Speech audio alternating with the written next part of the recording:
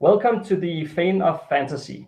This channel is all about giving you inspiration to master your craft and create fantasy that will truly immerse your audience. So today I'm doing another one of my transatlantic interviews here.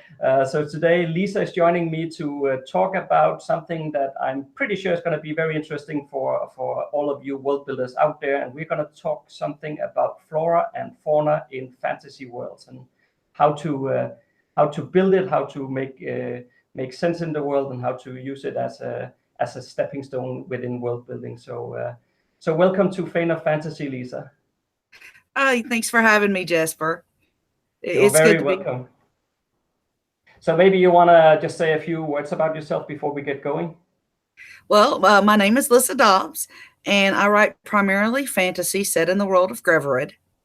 And it's kind of a little bit of a different world in that it doesn't exist in normal space, it exists in a void space. So you kind of get a lot of mishmash of plants and animals simply because there are so many planes that have been meshed into one. So that Okay. kind of makes for a lot of fun. Yeah. Okay. So how do you how have you gone about finding out what flora and fauna to create then when you have this sort of setting? Well, I started off with, of course, what we're going to see in our world. I watch a lot of nature documentaries. So I kind of know a good bit about a lot of different animals. Some of my favorites are, of course, undersea creatures. So you start off, you've got your normal animals like horses and cats and dogs and all of that. But then from there, I just kind of drew from mythology and folklore. So you might have things like unicorns and winged horses and hydras and dragons in this world are pretty much extinct, but things of that nature. And then I tried to imagine, okay, if I'm living in a demon world, what am I going to see there? What are some possibilities? So I have this creature called a Talikokana, which is basically an 8 foot tall bipedal turtle with a spiky tail. And the demons of Marina use that a lot. They eat the tail and they also use the tail as a whip. So it's a useful creature, and there are of course other creatures like that as well. Yeah, very cool. I mean, I always love when we're coming up with unique creatures that and I guess well, you can tell me if you agree or not, but I guess to some extent it's to make like an internal coherence within the world that things make sense, and why a turtle like that, for example, is there would be quite important. Would you agree? Yeah, to a degree. Like I said, that Grevra doesn't exist in regular space, so I've had to think about, okay, if the gods are keeping this together, because the gods are of course very much part of this world. And if they're keeping it together, then what could they create? Or how might this thing come into being? Other than, it comes from a plane different from ours. So a lot of that just comes from spending time understanding my world, spending time immersing in it, and also, of course, learning a little bit about how things evolve in our world. So, and I think that's the biggest thing is having some kind of basis in knowing a little bit about evolution, or like I said, nature documentaries when it comes to creating, plants and animals for your fantasy world. Nature documentaries are your friend. Yeah, indeed, and you, well, you can also like do mismatches of different kind of animals and mash them together and create a new form of animal. Um, Yeah, yeah, there's also a lot of that. yeah, In the forests of Imathalis, there is this creature. It's called the Asing, and because of the way Grevery came about, because of an explosion of normal space, and because it's very chaotic in the void space, this creature is part animal and part plant. And even among the plant and animal part, you've got part reptile and part mammal. And it's kind of an odd looking creature with a, you know, kind of tree coming out of its back, so to speak. It's got roots that go into the ground, yet it gives birth live. So its offspring are mobile until they reach maturity, and then wherever they are is where they wind up being planted. And it's a very cool. vicious like creature. You know, Very if you cool. walk within reach of it, you're going to get eaten. I like that. How did you come up with that one? Oh my gosh. It was just kind of one of those staring off into Neverland kind of things, just kind of pondering. And I'll be the first one to admit I'm a turtle junkie. And I also watch a lot of fantasy movies, things like The Neverending Story and, you know, Lord of the Rings and all of that. So I'm sitting here and I was thinking about Morla from The Neverending Story and how, you know, you've got this big turtle in the swamp and it's got trees growing out of its back. Well, then I thought, well, what would happen if that turtle, you know, couldn't actually move? What if that turtle form was part of the tree, yet it still had the mouth? And then from there, it just kind of went into, well, how about if that sucker gives live birth? So it just kind of grew that way. You know, one thing after another, a little spark of an idea here and, you know, and some pondering there. And it just, it grew. I don't know if I have a picture. I might actually have a picture of that one.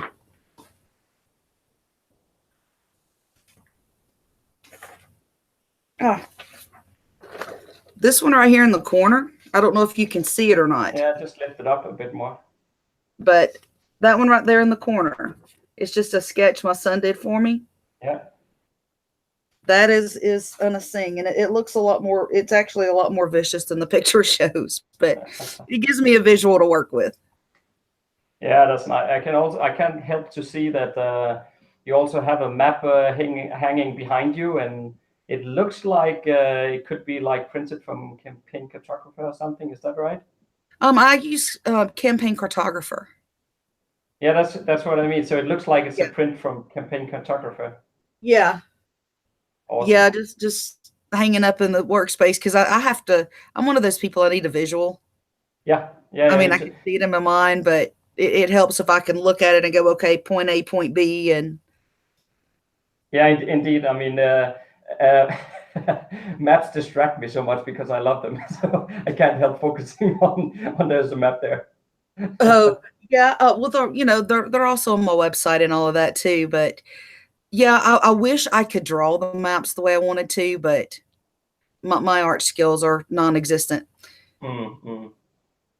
Okay, so getting back to the Flora, and I mean, obviously, from what you've said so far, I can kind of sense that at least there's a lot of getting inspiration going into it. You know, getting inspiration from different kinds of sources, and then work with those ideas and maybe pondering them over or whatnot to build something new. But if I imagine that a lot of people who are doing world building are finding the flora and fauna part, either they will find it boring to build, or they will find it very hard to build something.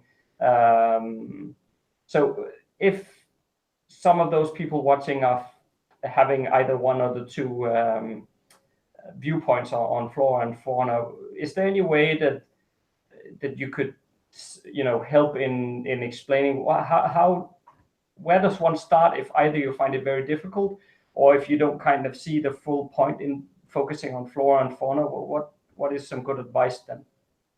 Well, the first bit of advice is to know your world. Know what kind of climates you have. Know what kind of landforms you have, because all of those are going to affect your flora and your fauna. It's going to be unusual to have, you know, a cactus growing in the middle of a rainforest. So if you know your world, that's a good place to start. You know, you're not going to have lush vegetation in a place that's, you know, an ice sheet. So it kind of helps to know where you are, know what kind of climate you've got.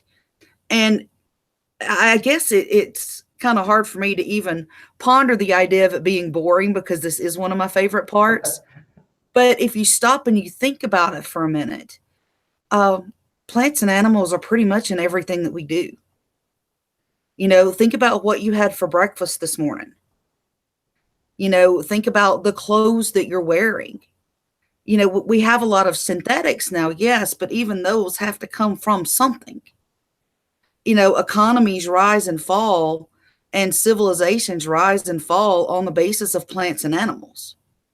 So even if you live a very busy life and you don't take a lot of time to think about it, they're in just about every aspect of your life. From the birds singing outside of your window to, what you're going to go home and cook for dinner to the sheets on your bed.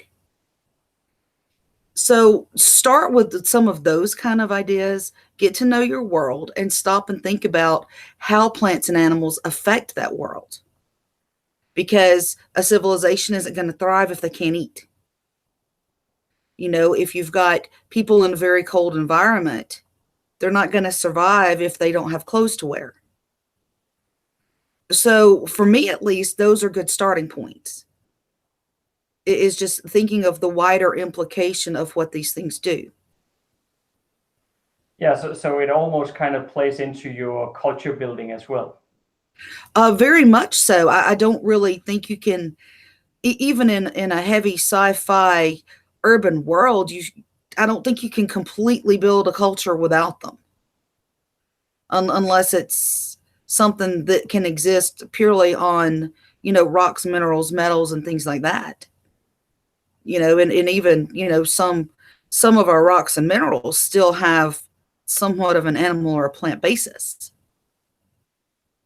So yeah, that is something to consider. And yes, it very much plays a part in your culture. If you've ever read, say, the works of Raymond E. Feist, who happens to be one of my favorites, you start off with Midkemia, which is very, very earth-like. And you've got the horses, and you have the Midkemian rose, and you have eagles and such. And then you have the other world that plays very prominently in the series, the world of Kiliwan. And there you might see, say, the Nidra, which has 6 legs. And the eagle may have a purple stripe on its wing. Just enough for the character to realize, wait a minute, I'm not at home. And one of the characters even makes the comment of the things that are very different, like the 6-legged animal, don't bother him. It's the things that are everyday normal that he's used to from his world, like the purple stripe, that really remind him of where he is. And that's another thing that's very much important with your plants and animals and your world building, is you want your readers to immerse in your world, but you also want it to be your fantasy world, unless, of course, you're writing about our world. But, you want something that's going to differentiate it from, them walking outside in the backyard.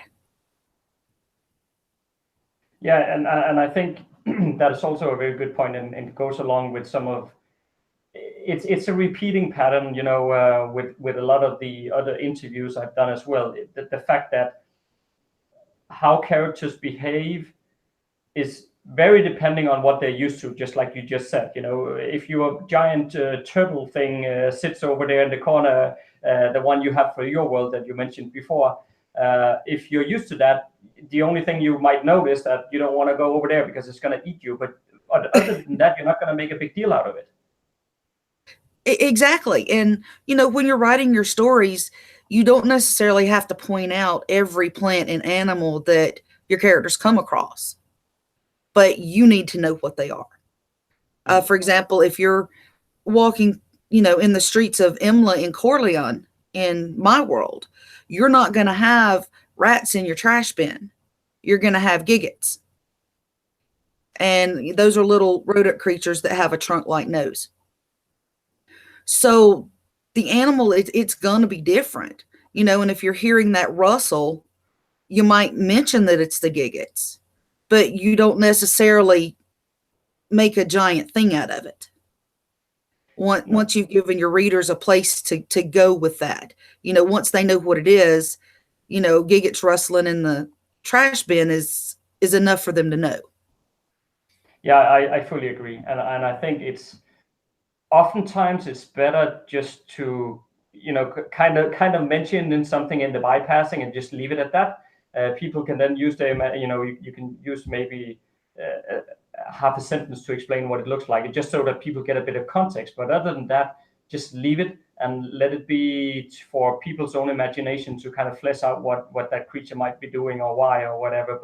But those sort of small things here and there is also what makes a world become real or seem real, that there is much more behind the horizon here. If we could just walk up there and look over the edge, we would see a whole thriving world. That's what we start to believe when there are these small things here and there that are unique to this setting. So I think that is a very good point.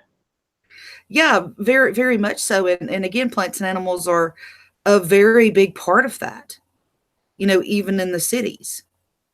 So I think that's one reason that I feel like flora and fauna is so important in fantasy world building. Like I said, even if you don't list out every single one of them for your readers, you still need to know what they are. Yeah, absolutely. And which reminded me something you said earlier about making sure you understand your world and what kinds of forests or whatever might be growing, depending on you mentioned ice before, which triggered something in my mind, because in one of the previous conversations I had with another author, she was also talking about the northern land in Game of Thrones, and she was pointing out, if you think about it, and I'm bringing this up because I'm curious what you think, since you're my flora and fauna expert here, so that's why I'm asking you. But so she was pointing out, so if you have this northern part of in the Game of Thrones behind the ice wall, that is kind of eternal winter. So how come there being forest there? I mean, in the real world, you have the tundra in Russia, but a few months every year in the summer, everything all the snow melts, and then there is ground to grow. And then in the winter, everything snows over again, and probably stays snowed over for like 10 months a year or whatever. But in the Game of Thrones settings, it's like there is always winter. So what do you think about that? Does it make any sense that there's trees up there in the northern land, or is this just kind of you just do that sort of thing if you want in fantasy, or how do you view that sort of that's? Again, I think it really is. It depends on how your world is set up.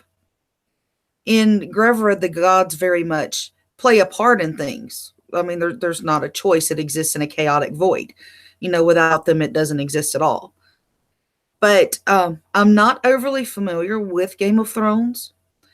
But in some ways, I'd really do agree with you. If it's always frozen, then it is going to be very, very difficult to have any kind of trees or plant life or anything like that, unless it's something that has particularly adapted to that environment.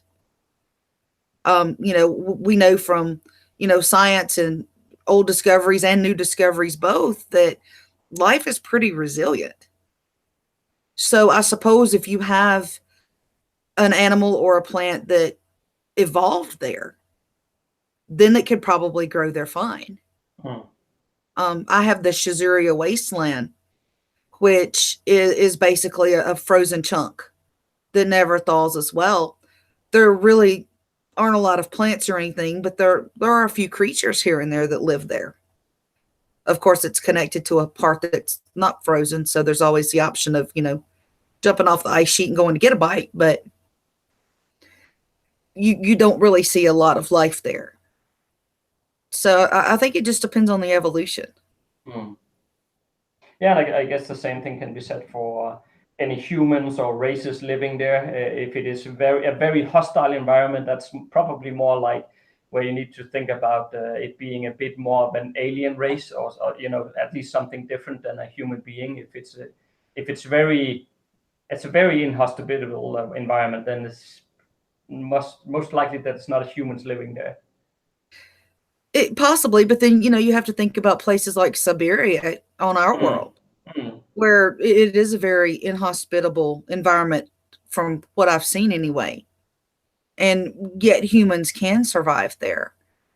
So I again, though, I think it would have to be somebody that's very much used to it. I don't think you're going to take your average character from, your capital city and drop them in the middle of the wasteland and them survive very well. No, that too, and I also think, I mean, I fully agree that of course you can have people living there, but in general, I would also say that in an environment like that, your population level will probably be very low. I mean, it's not going to be a thriving people living there. There might be a few people, just like in Siberia. There's not a lot of people living in Siberia either, at least as far as I know. Maybe somebody can correct me there in the comment section if I'm mistaken, but I don't think so.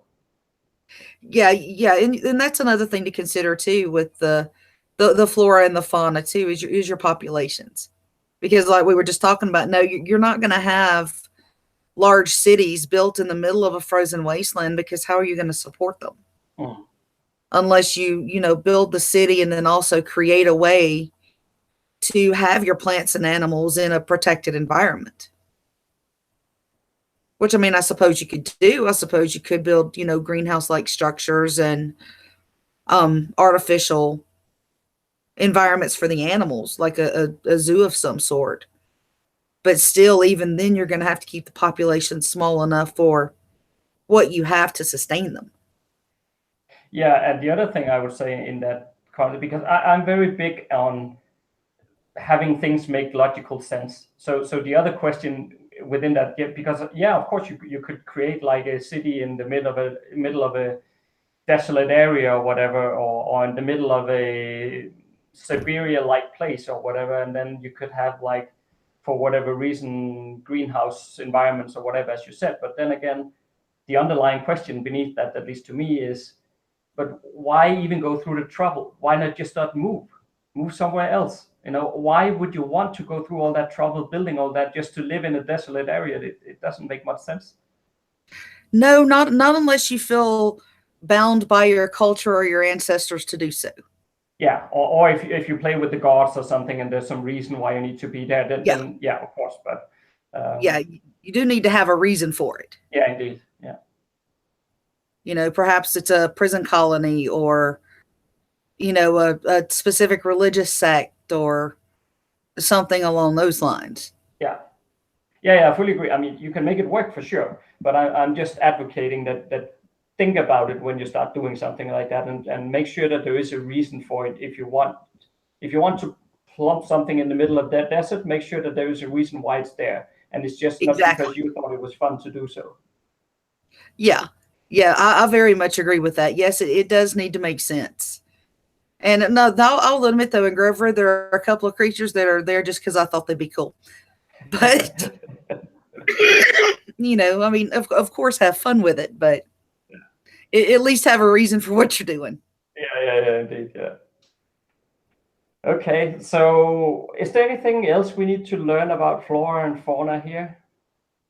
Have we kind of covered what you think is important to know about flora and fauna? I think we've covered a good bit of it.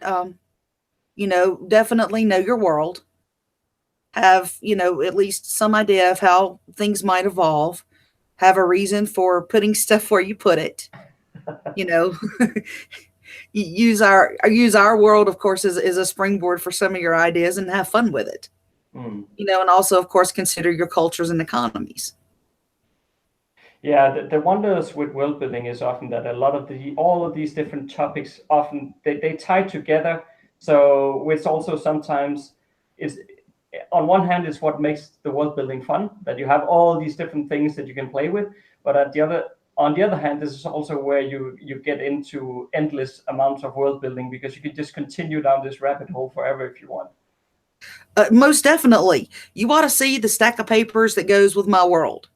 If I print it out, it's about like this thick, and that's not even a quarter of it. Yeah. So do you So write in the same world all the time, or do you invent a new world for every book or every series? right now I'm staying pretty much in Grevered. Okay. I only have 2 books out right now. I've been working on one for a couple years now that's still in the works. And I have a trilogy for middle grades that I'm just about through revamping, and it also will take place in Grevered. Okay. So I don't really have enough out there yet to feel the need to abandon the world, just because I think there's a lot more I can do to play with it. Yeah. Yeah, there's nothing wrong with that. I mean, at least also if you're looking at it from a let's say book selling marketing perspective, it's good to stay in the same world, because those people who will start liking that world will come back for more. So so from that perspective, it's pretty smart too. Yeah, and then, like I said, I mean, plus I like the world. Yeah. It's one of those kind of weird places that not everything is going to make sense from our perspective, but it makes sense from theirs. Yeah. So, you can just kind of go and hang out, and it's a whole lot cheaper than going to the beach. Yes, exactly. For $5, you can emerge into a complete other world. I mean, it doesn't get much better than that, does it? No, that's one of the reasons I've been an avid reader my entire life. Yeah, yeah, indeed.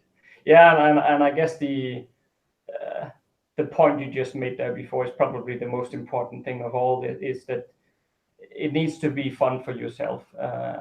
So as long as your world are fun for you to keep exploring and writing books, then that's the most important thing, right? That's the way I feel about it, because Yeah. readers, of course, we want them to come in and love our worlds, but they will read the book or the series of books and move on to something else, or stay with us as long as we're reading them. But in a lot of ways, I think we kind of have to live there. So your world definitely needs to be somewhere that you want to be. If you're going to spend hours a day visiting the place, then yeah, you might want to like it. That is definitely an advantage. Yeah, otherwise you might as well just go find you a 9 to 5.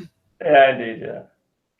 Okay, Lisa, thanks a lot for all your world building tips and tricks here today. But so if people want to find out more about you, where can they go on the internet? The quickest way would probably be my website, which is www.lissadobbs.com. And then from there, you can find Facebook, Pinterest, Twitter, my blog, all of that just kind of grows off of my website. Okay, cool. So I will put the website link in the description field below this video as well, for all of you watching who wants to go ahead and find more about what Lisa's up to in this amazing world. And maybe you want to start exploring what this turtle thing is all about. I think that sounds pretty interesting. So thanks a lot for joining us today, Lisa. Well, thank you so much for having me, Jesper. This has been a lot of fun. Most definitely, yeah. And thank you for watching out there too. Remember that you can also support Fauna Fantasy on Patreon if you want to have a look at that. Just check the description field below. And all there's left to say other than that is stay safe out there, and see you next Monday.